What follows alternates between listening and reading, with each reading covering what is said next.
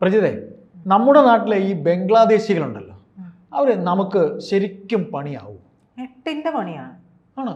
പിന്നില്ലേ, ദൈവേ എന്നല്ലേ അവർ, അതായത് അനധികൃതമായി കുടിയേറിയവരാണ് ഭൂരിഭാഗവും. തീർച്ചയായിട്ടും നമ്മുടെ നാട്ടിൽ എത്രത്തോളം ഞാൻ എന്തുകൊണ്ട് ബംഗ്ലാദേശികളുണ്ട് പറയാന്നറിയോ? ഈ പാവം തൊഴിലെടുത്ത് ജീവിക്കുന്ന സാധാരണ അത്ര നിഷ്കുകളല്ല എല്ലാവരും.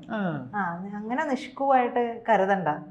അപ്പൊ വയറ്റിപ്പഴപ്പല്ല, മൊത്തത്തിൽ പഴപ്പിക്കാനാണ് വന്നത് എന്ന് പറയേണ്ടി വരും. അതായത് നമ്മുടെ നാടിനെ കുട്ടിച്ചോറാകാനാണ് വന്നത് എന്ന് പറയേണ്ടി വരും. നമ്മുടെ നാട്ടിൽ എത്രത്തോളം ബംഗ്ലാദേശികളുണ്ട് എന്ന് ചേട്ടൻ അറിയാമോ? കണക്ക് ഒന്ന് പറഞ്ഞാൽ. അതായത് ഏതാണ്ട് 2 കോടിയിലധികം ബംഗ്ലാദേശികളാണ് നിയമവിരുദ്ധമായിട്ട് നമ്മുടെ നാട്ടിലുള്ളത് എന്നാണ് കണക്കുകൾ പറയുന്നത്.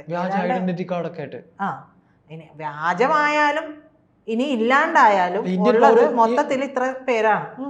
ഇന്ന് രാവിലെ ഇവരെ തിരിച്ചയക്കുന്ന ഒരു നടപടിക്രമം ഉണ്ടല്ലോ. അതായത് അനധികൃതമായി കുടിയേറി താമസിച്ചവരെ തിരിച്ചയക്കുമല്ലോ നമ്മൾ അവരുടെ നാടുകളിലേക്ക്. അതിന് നമ്മളിട്ട പേരാണ് ഓപ്പറേഷൻ പുഷ് ബാക്ക് എന്ന് പറയുന്നത്. അപ്പോൾ അതുവഴി ഇന്ത്യയിൽ എത്തിച്ചിട്ടുള്ള കുറച്ചു പേരുടെ പട്ടിക തയ്യാറാക്കിയിട്ടുണ്ട്. ഈ തയ്യാറാക്കിയത് 2360-ലധികം പേരുടെ പട്ടികയാണ് തയ്യാറാക്കിയിട്ടുള്ളത്. അപ്പൊ ഇവരൊക്കെ തന്നെയും ജയിലില് നടപടിക്രമമൊക്കെ പൂർത്തിയായിട്ട് ഇരിക്കുകയാണ്. നമ്മൾ പറഞ്ഞ ഒരു കണക്ക് എന്ന് പറയുന്നത് 2 കോടിയിലധികമാണ്. പട്ടിക ഇത് പൂർത്തിയായിട്ടുള്ളത് 2360-ലധികമാണ്. അപ്പൊ ഒരു ബംഗ്ലാദേശിയും ഇവിടെ നിന്ന് ഇങ്ങനെ സുഖിക്കണ്ട, നിങ്ങൾ നിങ്ങളുടെ നാട്ടിലേക്ക് പോയിക്കോളുക. കാരണം നമ്മുടെ പോപ്പുലേഷൻ പോലും നമുക്കിപ്പോ ഉൾക്കൊള്ളാവുന്നതിൽ കൂടുതൽ നമ്മുടെ പോപ്പുലേഷൻ കൂടിക്കൊണ്ടിരിക്കുകയാണ്. അതിന്റെ പുറകെ 2 കോടിയും കൂടി എന്ന് പറയുമ്പോ ഒന്ന് നമുക്ക് കുലുക്കിക്കൊള്ളിക്കാൻ പറ്റില്ലല്ലോ. തീർച്ചയായിട്ടും. അപ്പോൾ അത് കുലുക്കിക്കൊള്ളിക്കാൻ പറ്റില്ല. അതും നിയമവിരുദ്ധമായിട്ട് ഈ വന്ന പലരും, നമുക്ക് തന്നെ അറിയാം, നമ്മുടെ നോർമൽ പത്രങ്ങളൊക്കെ എടുത്തു നോക്കിയിട്ടുണ്ടെങ്കിൽ തന്നെ കൊലപാതകം, മോഷണം, ദേശവിരുദ്ധ പ്രവർത്തനം, ഇതിനൊക്കെ ആയിട്ട് അവിടെ നിന്ന് ഇവിടുന്ന് ഇടക്കിടക്ക് നമ്മൾ ഓരോ വാർത്ത കേൾക്കുന്നുണ്ട്.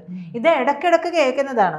ഇതിന്റെ ഇടയിൽ ഇരുന്നു കൊണ്ട് ഈ പലരുടെയും, പാകിസ്ഥാൻ ഉൾപ്പെടെയുള്ളവരുടെ ചാരന്മാരായി ഇരുന്നു കൊണ്ട് നമ്മുടെ നാട്ടിലിരുന്നു കൊണ്ട് അവർക്ക് വിടുപണി ചെയ്യുന്നവരുണ്ട്.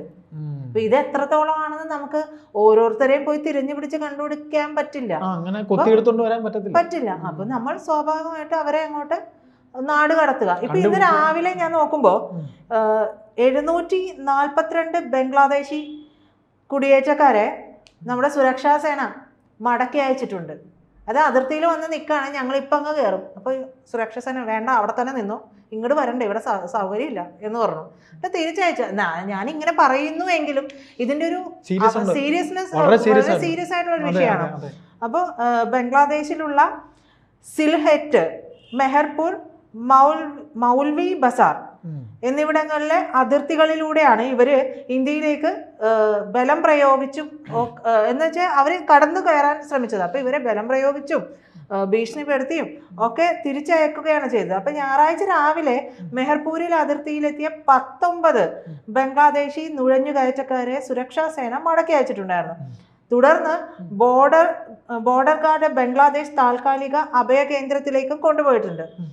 അപ്പോൾ ശനിയാഴ്ച രാവിലെ സിൽഹെറ്റിൽ നിന്നും മൗൽവി ബസാറിൽ നിന്നും അതിർത്തികളിലൂടെ 153 അനധികൃത കുടിയേറ്റക്കാരെയാണ് നമ്മൾ തിരിച്ചയക്കാൻ നോക്കിയത്. അപ്പം സിൽഹെറ്റിൽ നിന്ന് 32 പേരും മൗൽവി ബസാറിൽ നിന്ന് 121 പേരോളമാണ് ഉണ്ടായിരുന്നത്. അപ്പോൾ അത്തരത്തിൽ ബംഗ്ലാദേശിലെ 11 ജില്ലകളിലായി അതിർത്തികളിലൂടെ 664 ബംഗ്ലാദേശികൾ ഇന്ത്യയിലേക്ക് കടന്നു വരാൻ ശ്രമിച്ചതായിട്ട് BSF വരെ പറയുന്നുണ്ട്. അപ്പൊ ഇതിന്റെ ഇടയിലാണ് നമ്മുടെ വിദേശകാര്യ വക്താവുണ്ട് രൺധീർ ജയ്സ്വാൾ. അദ്ദേഹം ഇതുമായി ബന്ധപ്പെട്ട് പറഞ്ഞ കാര്യം, ഈ നാട് കടത്തപ്പെടേണ്ട നിരവധി ബംഗ്ലാദേശികൾ നമ്മുടെ നാട്ടിലുണ്ട്. ഇവരുടെയൊക്കെ ഒരു ദേശീയത, പൗരത്വം പരിശോധിക്കേണ്ടതുമുണ്ട്. അതൊക്കെ ആവശ്യപ്പെട്ടിട്ടുണ്ട്, ഇതൊക്കെ പരിശോധിക്കണം എന്നുള്ളത്. അങ്ങനെ തയ്യാറാക്കിയ 2360 പേരുടെ പട്ടിക കയ്യിലുണ്ട്. നടപടിക്രമം പൂർത്തിയാക്കി പല കേസുകളിലും 2020 മുതൽ ഈ തരത്തിലുള്ള പൗരത്വ പരിശോധനയൊന്നും കൃത്യമായ രീതിയിൽ നടത്താൻ ബുദ്ധിമുട്ടാണ്. നടത്തിയിട്ടില്ല എന്നൊരു വാക്ക് കേൾക്കുമ്പോൾ നമ്മൾ വാളും പരിചയെടുത്ത് അംഗത്തിന് ഇറങ്ങിയിട്ട് കാര്യമില്ല. കാരണം ഇത്രയും പേരിൽ ആര് എവിടുത്തെ വലിയ പ്രോസസ്സാണ്. അതെ, നമ്മുടെ നാടിന് വേറൊരു വിഷയം എന്ന് പറഞ്ഞാൽ അതെ, ഈ ബംഗ്ലാദേശി പൗരന്മാരെ തിങ്ങി താമസിക്കുന്ന ഏരിയകളുണ്ട്. ബംഗാളിലാണ് ഏറ്റവും കൂടുതലുള്ളത്. ബംഗാളിലുണ്ട്. കഴിഞ്ഞ വർഷമാണെന്ന് തോന്നുന്നു, രാമനവമിയുടെ പ്രദക്ഷിണം കടന്നുപോയപ്പോ വിഷയമുണ്ടായി. ഈ കേരളത്തിൽ രാമനവമിയുടെ പ്രദക്ഷിണം കടന്നു പോകുമ്പോ പ്രശ്നമുണ്ടാക്കിയത് ആരാണ്? അത് ബംഗ്ലാദേശികളാണ്. ആ സമയത്താണ് അവിടെ ആ ഒരു ഏരിയ പൊളിക്കാനായിട്ടുള്ള നിർദ്ദേശമൊക്കെ വരുന്നത്, ബുൾഡോസറും കാര്യങ്ങളൊക്കെ വരുന്നത്. അന്നേരമാണ് എന്നാണ് എനിക്ക് തോന്നുന്നത്. ബൃന്ദ കാരാട്ടിന്റെ ഒരു പ്രകടനം ഉണ്ടായിരുന്നു, ഒരു മാസ് പ്രകടനം. കോടതി വിധി വരുന്നു, ആ സമയത്ത് മറ്റോ ആ കോടതി വിധി വരുന്നു, പൊളിക്കരുതെന്ന് വരുന്നു. അത് കേട്ട് പാർട്ടി ആസ്ഥാനത്ത് നിന്ന് ഇറങ്ങി ബൃന്ദ കാരാട്ട് ഇങ്ങനെ നെഞ്ചു പിടിച്ച് നിൽക്കുന്നു. പറ്റില്ല, ഞങ്ങൾ സമ്മതിക്കില്ല, ഇവിടെ നിന്ന് ഇവരെ മാറ്റാൻ പറ്റില്ല എന്നൊക്കെ പറഞ്ഞിട്ട് അങ്ങനെയുള്ള കാര്യങ്ങളൊക്കെ നടക്കുന്നുണ്ട്. അപ്പൊ നമ്മൾ മാറ്റാൻ ശ്രമിക്കുന്നത് നമുക്ക് വെറുതെ വിരോധം തോന്നുന്നവരെയല്ല. നമ്മുടെ കേരളത്തിലുണ്ട്. കേരളത്തിൽ തന്നെ ബംഗ്ലാദേശിലെ ബംഗാളികൾ എന്ന് പറഞ്ഞ് വരുന്ന എല്ലാം ഇവരാ. അതെ, അതാ ഞാൻ പറഞ്ഞത്. നമുക്ക് ഇവരെ പോയിട്ട് പെട്ടെന്ന് ഐഡന്റിഫൈ ചെയ്യാനും കഴിയില്ല. കാര്യം ഇവരുടെ രേഖകളൊക്കെ വ്യാജമാണ്. കൃത്യമായ നടപടിക്രമങ്ങളിലൂടെ മാത്രമേ നമുക്ക് കണ്ടെത്താനും ഇവരെ അതിർത്തി കടത്താനും പറ്റൂ. പ്രജിത, അതിനകത്ത് ഇത് കൃത്യമായി ആ രേഖകൾ പരിശോധിക്കുമ്പോൾ അവർ ഇന്ത്യൻ പൗരനെന്നുള്ള വ്യാജ രേഖയാണെന്ന് ഈ ഉദ്യോഗസ്ഥർക്ക് കണ്ടെത്താൻ കഴിയണം. ആ രീതിയിൽ ഒരു വ്യാജരേഖ ഇവരുടെ കയ്യിലുണ്ട്. അത് നിർമ്മിച്ചു കൊടുക്കുന്ന പല സ്ഥലങ്ങളിൽ നമ്മുടെ നാട്ടിൽ തന്നെ ഉണ്ട്. തീർച്ചയായിട്ടും. അപ്പൊ ഇതില് ഉദ്യോഗസ്ഥർക്ക് വലിയ ടാസ്ക് ആണ്. തീർച്ചയായിട്ടും. നമ്മള് ഇപ്പോ അവരെ എന്തെങ്കിലും ചെയ്തു എന്ന് വയ്ക്കുക, എന്തെങ്കിലും ഒരു നീക്കുപോക്കോ, ഒരു അടി കൊടുത്തു, അല്ലെങ്കിൽ അവരെ മാറ്റി, അതിനെതിരെ നമ്മുടെ നാട്ടിൽ പ്രക്ഷോഭം ഉണ്ടാക്കും മറ്റുള്ള രാഷ്ട്രീയ പാർട്ടികൾ. ഇതിന്റെ വരും വരായികൾ എന്താണെന്ന് നോക്കുന്നില്ല. തീർച്ചയായിട്ടും ഗാസയ്ക്ക് വേണ്ടി ഇവിടെ കരഞ്ഞവരുണ്ടല്ലോ. അതുകൊണ്ട് തന്നെ ഗാസയ്ക്ക് വേണ്ടി കരയുന്നത് കുഴപ്പമില്ല, ഹമാസുകൾക്ക് വേണ്ടി കരയുമ്പോഴാണ്. അല്ല, ഗാസയും ഹമാസും ശരിയാ, ഹമാസിന് വേണ്ടി പറഞ്ഞത് ഒരു പിഴവായി പോയി. അതെ, ഹമാസിന് വേണ്ടി അതെ, ഹമാസുകളെ കൊണ്ടുവന്ന് നമ്മുടെ നാട്ടിൽ പ്രസംഗിപ്പിക്കുന്ന ആളുകൾ വരെയുള്ളതാണ്. അവരുടെ നേതാക്കളുടെ എന്താ പറയാ പടങ്ങളൊക്കെ വെച്ചിട്ട് ആനപ്പുറത്ത് പൂമാലയുടെ മാത്രം ആനപ്പുറത്ത് തിടമ്പേറ്റുന്നത് ഇവരുടെ ഈ നേതാക്കളെയൊക്കെയാണ്. അപ്പൊ അതാണ് പുരോഗമനം എന്ന് പറയുന്ന ആൾക്കാർ. ഇവർക്ക് ഇവിടെ നല്ലൊരു നേതാവ് ഇല്ലാത്തോണ്ടാ കടമെടുക്കാൻ പോണത്. അവിടെ കടമെടുക്കാൻ പോകുമ്പോഴും നേരെ ചൊവ്വയുള്ള ഒരാളുടെ കടമെടുത്തൂടെ നേരെ ചൊവ്വ എന്നുള്ള കണ്ടുപിടിക്കാൻ പറ്റില്ലല്ലോ. ഈ പുറംപോച്ചല്ലേ അറിയുള്ളൂ. ഈ ബംഗ്ലാദേശികളെ പോലെ തന്നെയാണ് റോഹിംഗ്യകളും. ഈ ചിക്കൻ നെക്ക് ആ വിഷയം വന്ന സമയത്ത് അവിടെയൊക്കെ കൊണ്ടുവന്ന് ഈ യൂനസ് നിർത്തുന്ന റോഹിംഗ്യകളെയാണ്. റോഹിംഗ്യകളെ കൊണ്ടുവന്ന് നിർത്തി അവിടെ ഹിന്ദുക്കൾക്കെതിരെ എന്താ പറയാ അവരെ മർദ്ദിക്കുകയും ഇല്ലാതെയാക്കുകയും ചെയ്യുന്നുണ്ട്. ഈ റോഹിംഗ്യകൾക്ക് പരിശീലനം കൊടുക്കുന്നത് ഞാൻ മനസ്സിലാക്കുന്നിടത്തോളം ISI പോലുള്ളവരാണ്. ISI അവിടെ കൊണ്ടുവന്ന് ഇറക്കിയിട്ടുണ്ട്. ഈ പരിശീലനമൊക്കെ ലഭിച്ചവരാണ് ഈ അതിർത്തി വഴിയൊക്കെ നുഴഞ്ഞു കയറി ഇങ്ങോട്ടേക്ക് വരുന്നത്. പിന്നെ ഇവിടെ പായും തലവണയും കൊടുത്ത് ഫുഡും കൊടുത്തിട്ട് സ്വീകരിച്ച അതിഥി തൊഴിലാളികളൊക്കെ ഉണ്ട്, ഇല്ലെന്ന് ഞാൻ പറയുന്നത്. പക്ഷെ എല്ലാവർക്കും നിയമപരമായിട്ട് വന്ന് രജിസ്റ്റർ ചെയ്ത് അവർ നമ്മുടെ നാട്ടിൽ നിൽക്കട്ടെ. എന്തുകൊണ്ട് പലർക്കും അതിന് കഴിയുന്നില്ല? നിയമപരത്തിലേക്ക് പോകുമ്പോൾ പിടി വീഴും.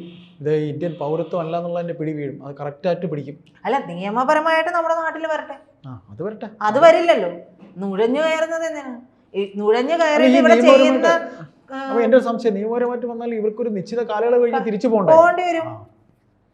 അല്ല, അവരുടെ കുൽസിത പ്രവർത്തനങ്ങൾ ഇവിടെ വന്ന് ചെയ്യണമെങ്കിൽ നിയമപരമായിട്ട് നിന്നൊരു ചെയ്യാൻ പറ്റുമോ? പറ്റില്ല. ഇവര് വന്നത് നല്ല വഴിക്കൊന്നുമല്ലല്ലോ, കുൽസിത പ്രവർത്തനങ്ങൾക്കാണല്ലോ വരുന്നത്. അപ്പൊ കുൽസിത പ്രവർത്തനങ്ങൾക്ക് തന്നെ. അതെ, അപ്പൊ ആ കുൽസിത പ്രവർത്തനങ്ങൾ ഇനി ഉണ്ടാവില്ല എന്ന് തന്നെയാണ്. കാരണം ഇനിയിപ്പോ ഈ ബംഗ്ലാദേശുമായിട്ടുള്ള വിഷയം പഹൽഗാം ചൂട് പിടിക്കും. കാരണം ഇവരെ എല്ലാവരും ഈ 2 കോടി എന്ന് പറയുന്ന ഒരു കണക്ക് നമുക്ക് കിട്ടിയതാണ്. അപ്പൊ ഈ ഇത്തരത്തിലുള്ള ആളുകളെ എല്ലാം നാടുകടത്തുക തന്നെ ചെയ്യും. അത് കുറച്ചുകൂടെ സ്പീഡപ്പ് ആയിട്ട് ഇനിയുള്ള നാളുകളിൽ പറഞ്ഞ പോലെ കുലുക്കി കൊള്ളിക്കാൻ കഴിയില്ലല്ലോ. അതെ, അതുകൊണ്ട് അവർക്കെതിരെയുള്ള നടപടികൾ ഇനി കൂടുതൽ സ്പീഡപ്പ് ആയിട്ട് നടന്നുകൊണ്ടേയിരിക്കും.